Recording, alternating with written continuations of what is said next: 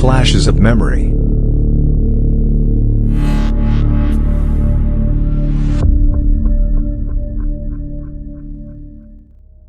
Lately our ghost has been pretty quiet, or our living customers have been so turned up that even the ghost guest doesn't want to mess with them.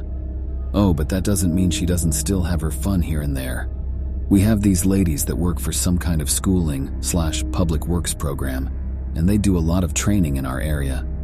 So some of them stay with us every other month, and most of them have their favorite rooms, and some rooms they don't like. One of these ladies showed up as part of their group tonight, and she asked to be on the ghost floor. So I start selecting a room, and she stops me and says, "But I don't want to stay in that back hallway, no way, never again." "Ma'am, I'm sorry, was there something wrong with your room last time?" "No, but she don't like me at all. You know who I mean." "Wait, what room were you in?" Teacher lady gives me a room number that is not exactly the ghost room. It's the connector to the ghost room though, like if you wanted to rent that room and the ghost room, you can swing a door open between the two and sort of have a suite. I definitely raised my eyebrows because I have this theory that the person responsible for our ghost guest becoming a forever resident entered the ghost room through those connecting doors.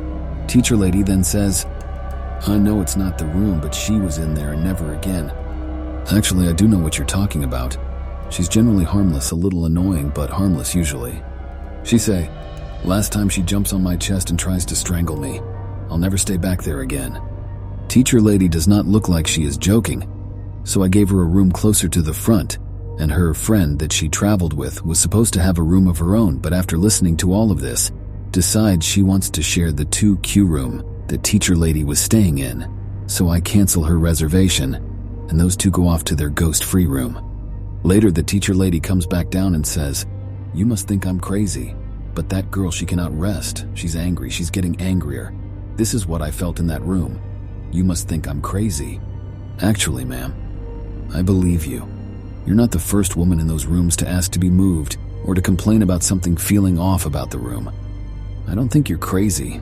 I don't really like going up there either. Teacher lady say, "Someone needs to find who killed that poor girl." And then the teacher lady makes the sign of the cross and takes a cookie and goes back up to her room. Man, mother F the top floor.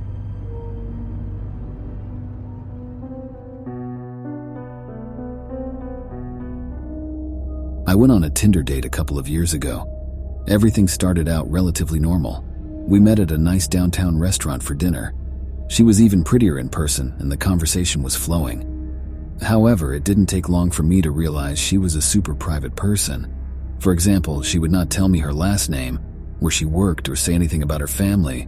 She made it clear that she was protecting herself, and honestly, I don't blame her. I shrugged it off and the date continued. She took great interest in the fact that I was in seminary studying to be a pastor. That was nice because usually that's a deal breaker for most women, at least in my experience. Toward the end of our meal, she confessed something to me. "I have something to tell you," she said, "but please don't think I'm crazy." I braced myself for whatever she was about to say. She explained that she recently moved into a new apartment. She lived alone, which was also a new thing. Though she couldn't put her finger on it, she was convinced there was a presence of a sinister and paranormal nature in her apartment. She had hardly slept since she moved in because she was plagued with constant nightmares and strange occurrences. I could see the fear and exhaustion in her eyes. She seemed quite sincere. "I can tell you're a good guy," she said. She elaborated that I seemed trustworthy and had a calming presence. "I know how this sounds, but would you please come home with me tonight? Honestly, I'm just scared to go back there alone. I am not looking for sex." I was really taken aback by this. It's not every day I get asked to spend the night with a beautiful woman whom I just met. I figured she was either telling the truth or she picked a really odd way to initiate sex. Either way, the night would be interesting. We talked for a bit longer and I agreed to spend the night with her. I followed her home, and when I walked into her apartment, I was immediately struck with bad vibes. There was just something ominous about that place. I didn't want to freak her out, so I kept these feelings to myself. I said a quick prayer and followed her to the bedroom. She wasn't kidding about the sex. I tried my luck but was met with swift rejection.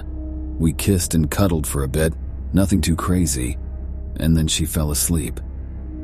I just laid there for a while in the silent darkness, lost in thought. Sometime later, I 100% heard someone walking down the hallway outside the bedroom. The door was closed, however, so I couldn't see anything. I was definitely frightened, but my curiosity got the better of me, so I went to investigate. Slowly, I opened the door. I looked to my left, then to my right. Nothing. I walked downstairs to check out the rest of the apartment. Nothing. I went back upstairs to check the bathroom and the guest bedroom. Nothing. When I walked out of the guest room, which was right across from my date's bedroom, I looked to my left and right again. At the end of the hallway, I saw a black humanoid body standing there perfectly still. It was almost like a shadow, but I could discern that it was a three-dimensional figure. This figure was large in stature. There's no way it could have been my date. She was maybe 5'1" at best. I hauled ass back into my date's room. To my horror, she wasn't in bed where I left her. I called out her name, but there was no response. I had just walked through the entire apartment, so it literally made no sense to me that she wasn't there. The bed was low to the ground, so she couldn't be under it. The closet was open too, and it was packed with boxes, so I knew she wasn't there either. The window was shut tight, plus it was the second story. It was as if she vanished. I grabbed my wallet, keys, and cell phone and ran out of the apartment in nothing but my underwear. The shadowy figure was gone. I jumped in my car and sped away. I never heard from her again. Her Tinder profile was deleted the next day, and she never responded to any of my texts. Till this day, I have no idea what the fuck happened that night. I checked the news and stuff like that, but never found anything. Easily one of the most terrifying, unexplainable things I've ever experienced.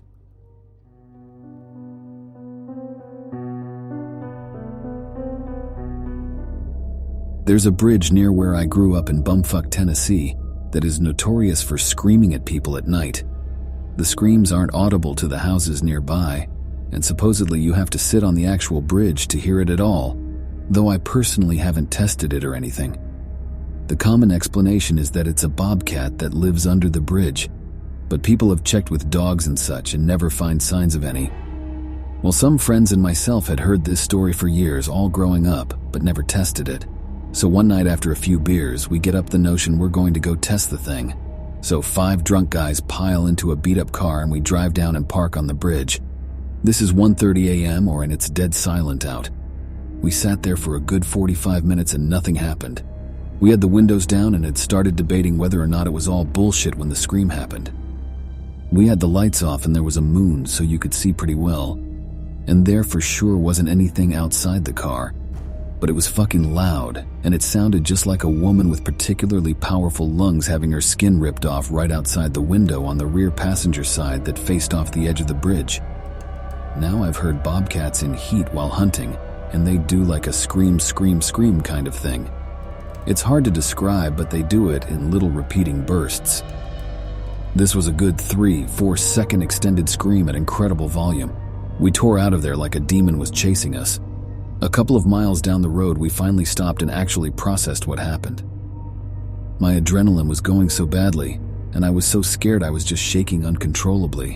One of my friends had actually pissed himself, which I'd never seen anyone actually do. One friend immediately left the car and vomited.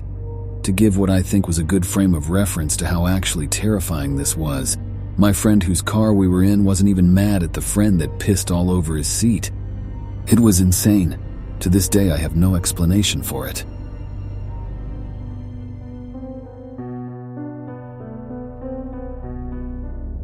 My best friend once mentioned to me that her boyfriend could feel ghosts/spirits. He's kind of a one-upper, so I brushed it aside and never thought more of it. One Saturday night, we are hanging out at my house where I lived with my mother at the time. We weren't drinking, just hanging out and chatting. Suddenly he went very still and silent. My best friend asked him what was wrong. He said he felt a presence in the house and it was very strong. He told us to keep chatting like we were and he was going to feel for it. Best friend and I returned to our gossiping. A while later he speaks and mentions the spirit is in the kitchen and it appears to be male, at least to him it does. He says it doesn't feel like other spirits though. More like a good presence, guardian angel type deal. I still don't really believe him, so I start asking question. He says the entity is definitely related to my family and that he is young. Then suddenly he turns to me and asks, "Did your mom have a miscarriage?" The blood drained from my face, and I got goosebumps everywhere. My mother miscarried a child before me. It would have been a boy, my older brother. There is no way he would have known that about my mother, because my best friend had no idea either. Then he said, "Had she named him?" "He's trying to tell me his name. It starts with an A." I started trembling. My mom had told me she had planned to name him Alex. He went on to explain how he believes it is my unborn older brother, and he's a guardian angel figure to my mother. He assumed he was there at that time to watch over her. It was unbelievably scary and accurate because at the time my mother was going through a really rough time depression. I never doubted his ability after that.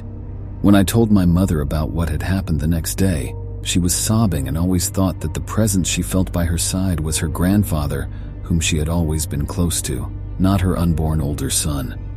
I still get chills to this day just thinking about it. Thanks for listening to this stories to the end. Every Wednesday and Sunday, Flashes of Memory publishes a new story.